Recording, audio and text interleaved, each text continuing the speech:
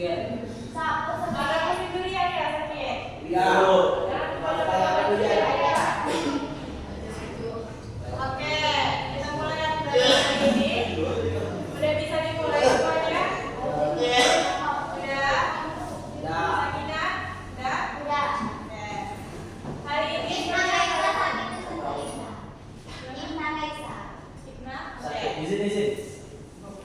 Hari ini kita belajar tentang membandingkan karakterisasi dan plot pada hikayat dan cerpen. Kemarin kan kita sudah belajar tentang makna pada hikayat, masih ingat?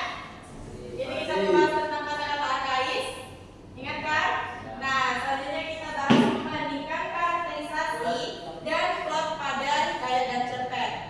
Nah, apa sih tujuan pembelajaran kita hari ini? Tujuan pembelajaran kita hari ini adalah membaca untuk menilai dan mengkritisi karakterisasi dan plot pada hikayat dan cerpen serta mengaitkannya dengan nilai-nilai kehidupan pada masa lalu dan masa sekarang. Nah, yang pertama kita bahas tentang perbedaan karakterisasi dan plot pada hikayat dan cerpen. Nah, meskipun hikayat dan cerpen ini sama-sama merupakan cerita naratif berupa fiksi, tapi ada perbedaan antara hikayat dan juga cerpen ini. Hal tersebut terjadi karena perbedaan kondisi sosial saat terjadinya cerita tersebut. Cerita hikayat itu kan terjadi pada zaman dahulu. Tentu kondisi sosial zaman dahulu berbeda dengan kondisi zaman sekarang. Yang pada zaman sekarang itu terjadinya sebuah cerpen. Itulah mengapa adanya perbedaan antara hikayat dan juga cerpen. Nah, selanjutnya Ibu mau bahas tentang unsur intrinsik. Dulu kalian pernah waktu MTS atau SMP pernah belajar tentang unsur intrinsik, pasti ingat? Ada yang ingat ada berapa unsur intrinsik? Ada berapa? Nggak ada yang ingat ada berapa unsur intrinsik? Nah, jadi unsur intrinsik itu ada 7. Ada 7. Ada yang bisa ingat? Ada di depan udah ditampilkan? Ya, yang pertama kita bahas tema. Apa itu tema? Bukan. Tema itu bukan judul. Ada yang tahu apa itu tema? Ada yang tahu tema? Coba baca Sakinah. Apa itu tema?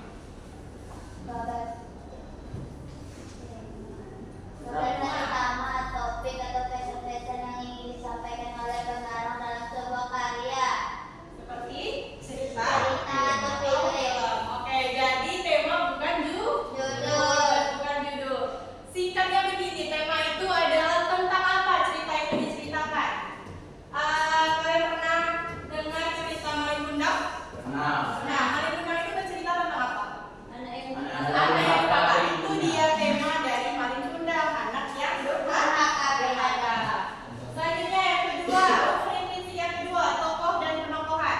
Tokoh itu apa? Pelaku dalam cerita. Penokohan? siswa yang dalam cerita. Oke, itu ingat. Selanjutnya yang ketiga, latar atau setting. Ada 3. Yang pertama, latar tempat. Latar tempat itu apa? Tempatnya di mana? Di mana cerita itu terjadi. Yang kedua, latar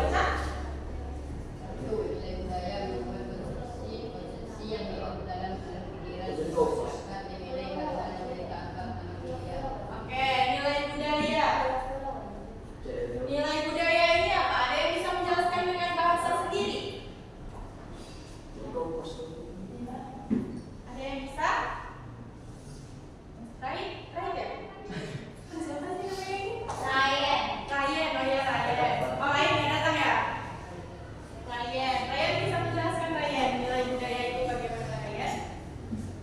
Enggak Ryan. Nilai budaya itu budaya-budaya. Simpel aja budaya-budaya yang terdapat di dalam cerita itu. Kalau yang kedua nilai pendidikan. Wafa, tolong baca Wafa. Nilai pendidikan adalah Wafa. Coba Sakina. Nilai budaya membuat Nilai pendidikan. Nilai pendidikan nilai pendidikan adalah nilai yang berkaitan dengan semangat dan kemauan seseorang untuk terus belajar secara sadar. Oke, nilai pendidikan. Selanjutnya yang ketiga, nilai religius. Religius. Pernah dengar kata religius? Biasanya religius itu jenius, Sakina. Religius ada pernah dengar? Religius itu berkaitan dengan apa biasanya? Dengan kepercayaan. Kepercayaan tentang agama seseorang. Kalau nilai moral, Nilai sifat. nilai sifat boleh. Nilai sosial Nilai yang berhubungan dengan hubungan antara individu dengan sebuah kelompok. Individu lainnya boleh, dengan individu dan dengan kelompok lain juga boleh. Oke, itu tadi materi kita hari ini. Materi hari ini tidak banyak, cuma tentang unsur intrinsik dan apa tadi? Nilai-nilai yang terkandung dalam hikayat. Selanjutnya ibu tampilkan satu contoh hikayat dan satu contoh cerpen. Jadi ibu minta anak ibu cari 5 unsur intrinsik. Yang cerpen juga 5, hikayat juga 5. Yang 5 itu tadi apa Sakina? Tema. Terus apa Sakina? tema tokoh. Tokoh dan pentokohan. Iya betul. Tokoh dan pentokohan. Latarnya, alurnya, sama pesannya. Cuma 5 aja. Sudut pandang sama apa tadi? Sudut pandang sama gaya bahasa nggak usah. Cuma 5 aja. Kita simak ya. Ya. Yang pertama mau cerpen dulu atau hikayat dulu? Cerpen. Cerpen dulu. Oke.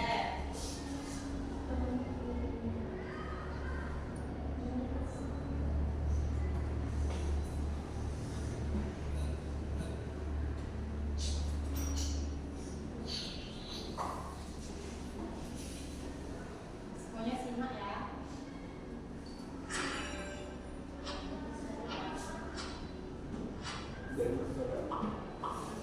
Kecil lupalah. Itu share teman-teman kamu ya. Pernah nggak sih kalian punya teman yang posisinya melebihi orang tua atau bahkan pacar sendiri? Ya, itulah sekarang yang terjadi dengan diriku. Namaku Ari. Aku punya seorang sahabat bernama Tia. Pertama kali bertemu, Mas Tia Dari sendiri arah saat dari di sini ya. kelas. Kami kenalan dan kebetulan berbareng. Dan dari situlah persahabatan kami dimulai. Memang aku dan dia cocok banget, mulai dari hobi, kesukaan, sampai beberapa kebiasaan. Kami sering belajar bareng, pergi main, dan cari makan. Sampai kadang gantian nginep di rumah. Saat memasuki masa putih abu-abu, aku dan dia sekolah di SMA yang sama, bahkan di kelas yang sama. Dan karena sudah kenal, otomatis dia memilih tempat duduk di sebelahku lagi. Ya, normal kan? Namanya juga kenal lama di sekolah yang baru, pasti ingin baik. Sesuai dengan hobiku, aku ikut serta ekstrakurikuler paduan suara. Dan di semester 2, tim kami menang pertandingan antar sekolah tingkat provinsi. Senang sekali rasanya. Bersama anggota tim lainnya, aku pun pergi merayakan kemenangan kami. Esokan harinya, dia mendiamiku dan memasang wajah datar sepanjang kami. Aku sempat bingung, apa yang terjadi dengan dia? Aku sempat bertanya, tapi dia hanya diam saja. Pikirku, mungkin dia ada masalah keluarga dan butuh waktu untuk sendiri.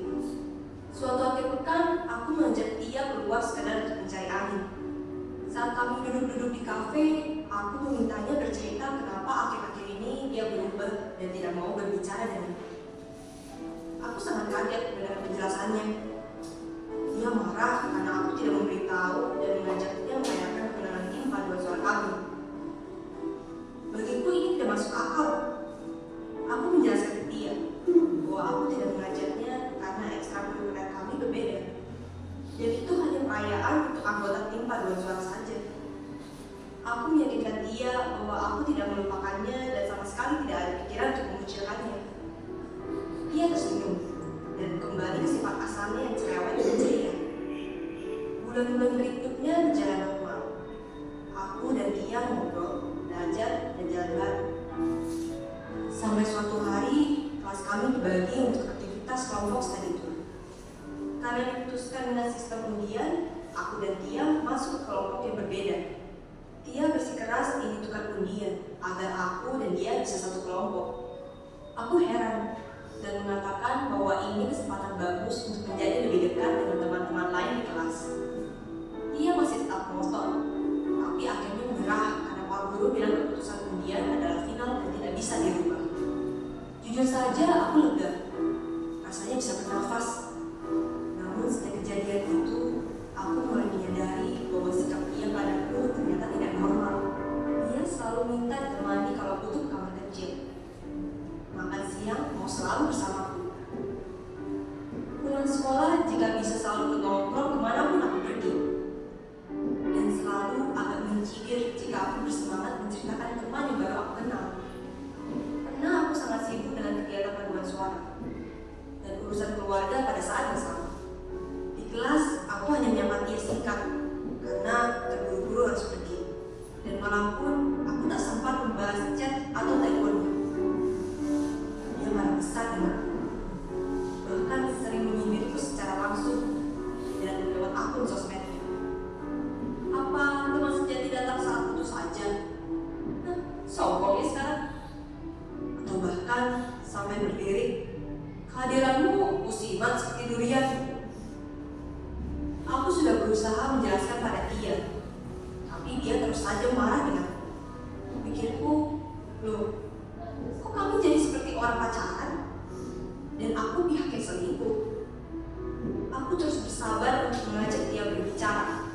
Sampai akhirnya aku muak dengan sifatnya yang terlalu posesif dan egois. Sahabat sejati tidak harus selalu bersama kan? Karena duniaku bukan untuk dia saja. Dan sebaliknya, dunia dia pun bukan untuk aku saja. Akhirnya suatu sore, aku memutuskan untuk datang ke rumahnya. Aku menumpahkan semua kekesalan dan perasaanku yang campur aduk. Sampai-sampai aku menangis karena terbawa emosi. Saat itulah akhirnya dia mengerti. Setelah itu ikut menangis sama aku. Ia memelukku dan minta maaf. Malam itu kami bercerita, tertawa, dan ketiduran dengan mata yang bengkak. Banyak temanku bertanya, kenapa sih kamu gak tinggalin dia aja? Aku hanya tersenyum dan menjawab, aku percaya sahabat sejati akan selalu ada bersama kita. Tidak selalu dalam bentuk fisik. Teman yang baik tidak harus bertemu setiap hari, atau selalu hadir dan terlibat dalam momen-momen penting kita. Tentu saja ada kalanya dia absen, tapi sekalipun demikian, kita akan tetap merasakan hubungannya sekalipun jauh dan hanya melalui teks atau telepon. Seperti dia yang selalu berada di sampingku. Bukan dengan cara meninggalkan teman untuk menghukum dan membuatnya sadar dan berubah, tapi ambil tangannya dan tuntunlah dia. Berilah penjelasan agar perlahan dia mengerti. Sekarang dia sudah mau berubah dan mulai mengerti dengan waktu-waktu di mana kita perlu berdua atau bergaul dengan teman-teman yang lain. Perlahan ia mulai jalan dengan teman-teman barunya. Dan tentu aku tidak marah. Aku malah senang karena dia bisa bersosialisasi dengan teman baru. Sikap posesif dia juga mulai menghilang. Memang butuh waktu dan tidak instan. Tapi yang terpenting dia mau berubah ke arah yang lebih baik. Kita mungkin mengenal istilah mantan pacar, tapi tidak ada istilah mantan sahabat dalam hidup ini. Persahabatan sejati tidaklah eksklusif, tetapi memberi ruang bagi orang lain untuk juga mengenal sahabatnya. Persahabatan itu menghormati privasi sahabat,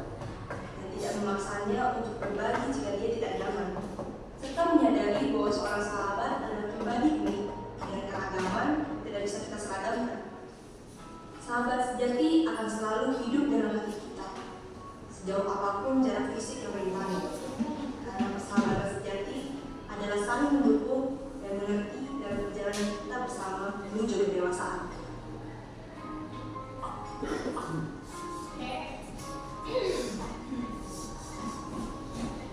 Dari Sima, ada yang nangis tadi? Kenapa nangis? Sobi. Iya.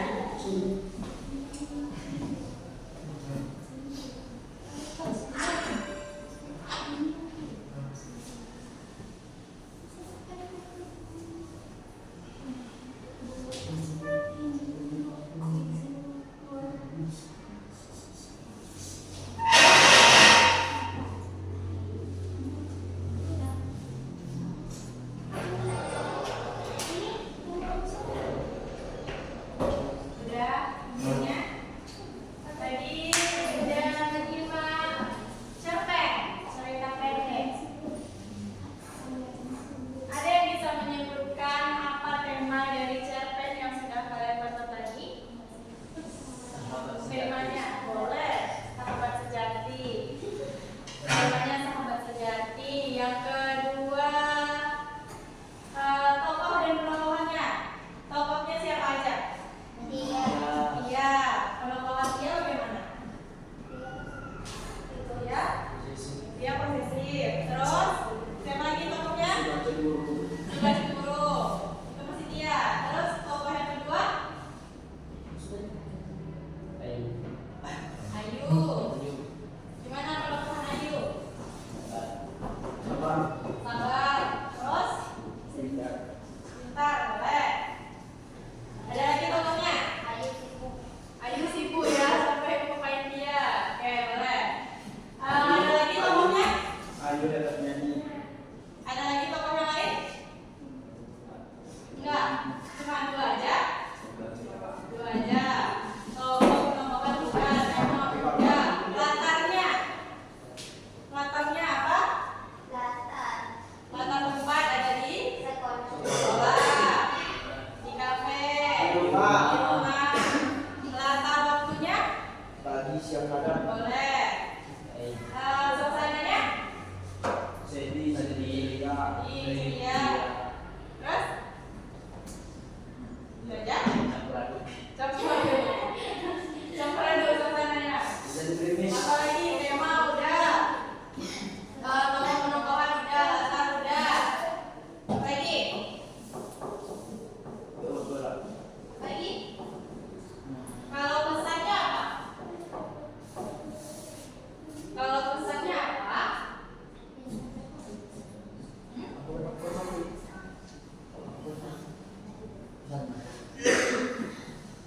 Apa pesannya?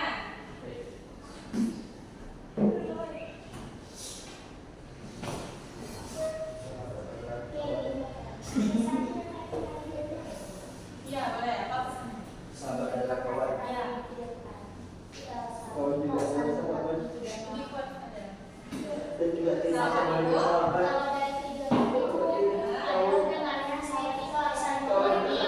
Ada lengkap. Kalau yang kalian dengar dari video tadi, sahabat itu tuh harus saling mengerti, tidak ada namanya pemaksaan dalam persahabatan. Sebenarnya dan tidak melakukan positif apalagi kamu. Oke, terus yang terakhir ada alurnya. Alurnya kira-kira apa? Mahal dia bagus. Dia laku. Oke, itu cerpen. Satu lagi ada hikayat. Nanti kita tonton hikayat Saijah dan Metoda. Tapi sebelum itu yang belakang, Sakinah. Sebelum itu, ibu mau main sedikit dulu. Biar yang itu siapa namanya? Siapa?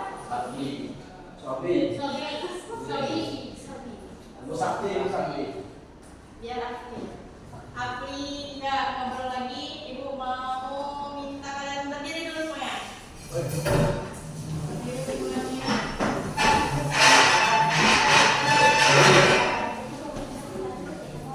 Cari pasangannya masing-masing.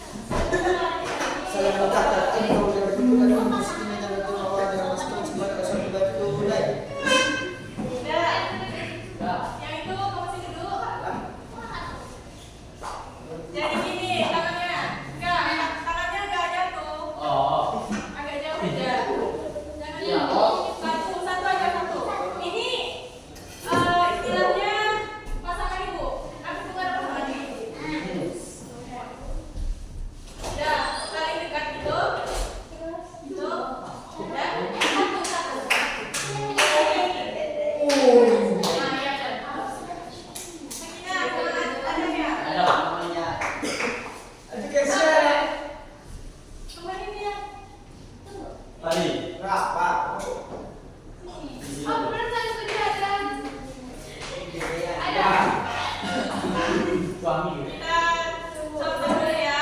Udah Sakinah. Nanti kalau yang bilang menjauh, kalau yang bilang menjauh, enggak dia kalau menjauh, agak dijauhin tangannya, saling menjauh. Kalau mendekat, enggak gitu. Jauh, dekat, tapi jangan nempel, dekat aja, kayak gitu, agak dekat aja. Dekat gitu, jauh, sama, apa tangannya? Nanti saya bikin Paham?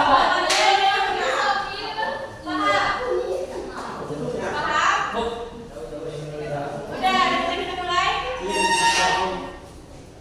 Dari kita dimulai?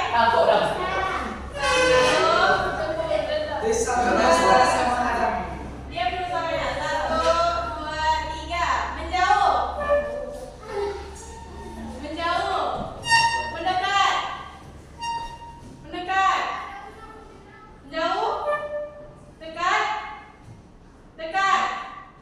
Jauh. Dekat. Dekat. Tangkap. Dan tangkapnya siapa yang bisa tangkap langsung gini aja, langsung gini. Jadi siapa yang bisa tangkap dia yang menang.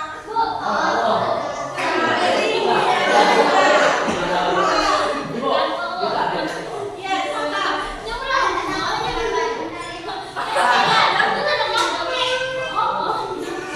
tangkap ya. Siapa yang bisa tangkap dia yang menang. 1, 2, 3. Menjauh. Mendekat. Dekat. Jauh. Dekat. Tangkap. Satu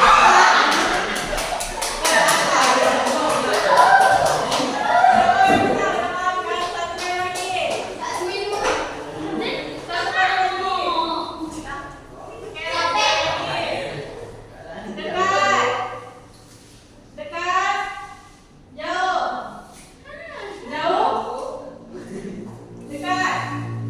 Dekat. Jauh. Dekat. Jauh. Dekat. Tangkap.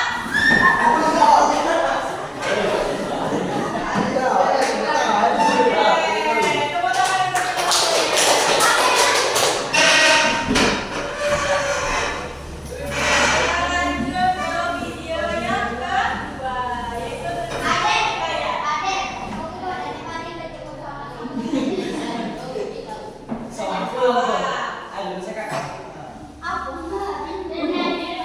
kaya. Ini juga dicari ya unsur intrinsiknya.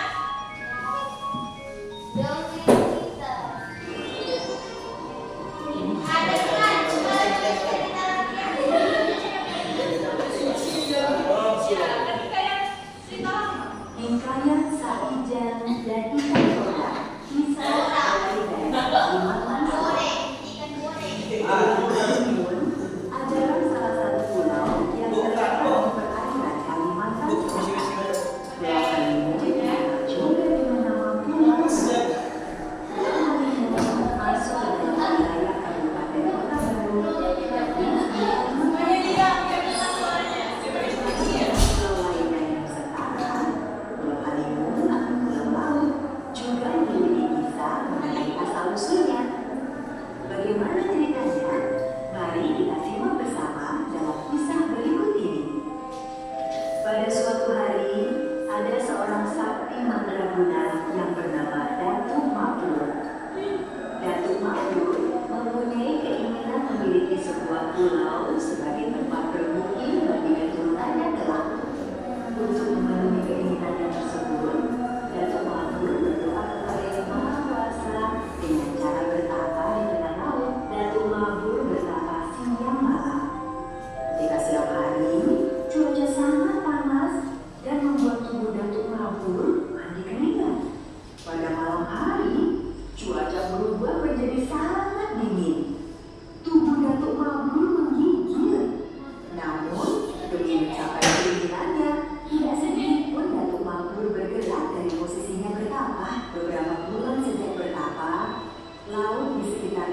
Mabrur sering mengalami badai dengan gelombang yang besar, hujan deras disertai angin dan petir menyambar sana kemari. Meskipun berada di tengah badai, Datuk Mabrur tidak sedikit pun bergerak dari tempatnya. Setelah badai mereda, tiba-tiba di permukaan laut muncul ribuan ikan todak di sekitar tempat Datuk Mabrur bernama. Ikan-ikan tersebut terlihat sangat marah kepada Datuk Mabrur. Namun, Datuk Mabrur sepertinya tidak terganggu dengan keberadaan ribuan ikan todak tersebut dan melanjutkan berlapannya. Ribuan ikan todak yang marah tersebut tiba-tiba terbang menyerang Datuk Mabrur. Anehnya, tidak sedikit pun Datuk Mabrur bergerak dari tetapannya. Dia tetap tenang sambil duduk bersila dan memejamkan mata.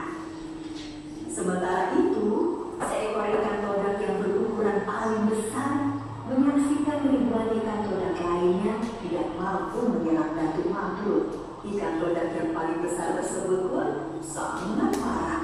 Setelah ribuan ikan todak tersebut gagal menyerang Datuk Mabrur, giliran ikan todak yang berukuran paling besar maju menyerang Datuk Mabrur. Ikan todak yang paling besar tersebut mengeluarkan seluruh tenaganya dan terbang menyerang ke arah Datuk Mabrur. Seperti sebelumnya, ikan todak tersebut terpental dan jatuh.